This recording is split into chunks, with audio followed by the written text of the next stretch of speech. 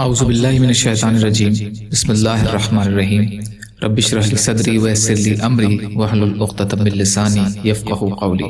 لایانی باتوں سے بچنے کے بارے میں اللہ کے نبی صلی اللہ علیہ وسلم کی حدیثیں۔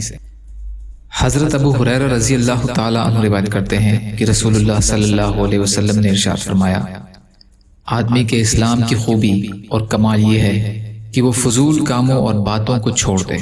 ترمذی۔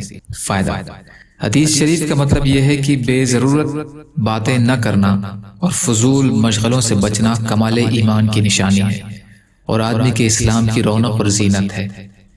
حضرت سہل بن سعد رضی اللہ عنہ سے روایت ہے کہ رسول اللہ صلی اللہ علیہ وسلم نے ارشاد فرمایا، جو شخص مجھے اپنے دونوں جبڑوں اور دونوں ٹانگوں کے درمیان والے اعضاء کی ذمہ داری دے دے کہ وہ زبان اور شرمگاہ کا غلط استعمال نہیں کرے گا تو میں اس کے لیے جنت کی ذمہ داری دیتا ہوں۔ بخاری شریف۔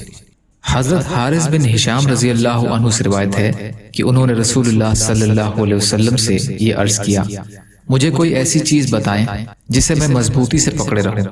آپ صلی اللہ علیہ وسلم نے اپنی زبان مبارک کی طرف اشارہ کر کے فرمایا کہ اس کو اپنے قابو میں رکھو۔ طبرانی، مجمع الزوائد۔ یا اللہ ہم سب کو کہنے سننے سے زیادہ عمل کی توفیق عطا فرما۔ یا اللہ جو مظلوم ہیں، پریشان حال ہیں، بیمار ہیں، قرض میں ہیں، بے روزگار ہیں، محتاج ہیں، ان کی مدد فرما۔ یا اللہ جو دنیا سے چلے گئے ان کی مغفرت فرما، دنیا اور آخرت کی تمام خیر عطا فرما۔